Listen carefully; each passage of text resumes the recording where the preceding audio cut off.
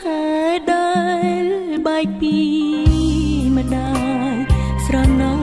គ្រាធ្លាប់សប្បាយធ្លាប់មានម្ដាយថ្នាក់ថ្នមថាតែពេលនេះអ្វីគ្រប់យ៉ាងផ្លាំងប្រែកូនយំអិន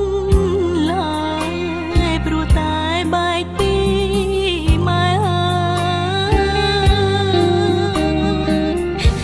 ស្រណងគ្រាដែលកុំសត់រួមគ្នាអ្នកម៉ែមិនដែលរុញរីព្រោះតែចង់ឲ្យកូនសុខរឿងលំបាកគ្រប់យ៉ាងម៉ែតែងលៀងទុកមិនចង់ឲ្យកូនកាត់ទុកចង់ឃើញតែកូនញញឹមទឹកភ្នែកហូរព្រោះតែនឹកនាងម្ដាយកូនសែ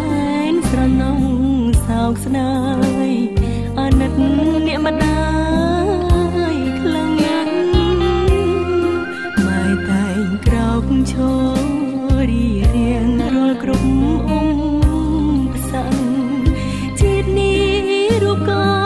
នជំពាក់គុណនាងម្ដាយច្រើ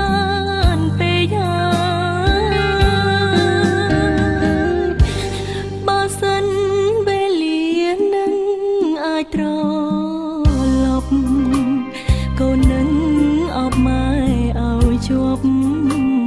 មិនឲ្យរបូតពីដៃ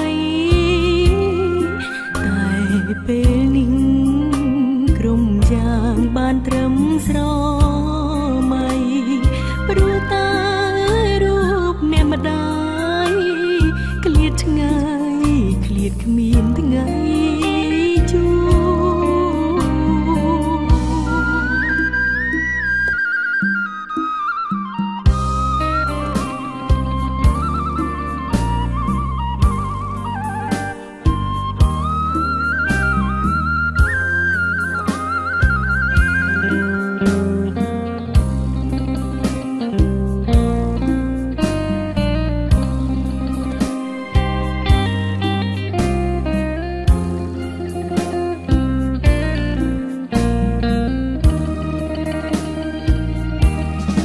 ទឹក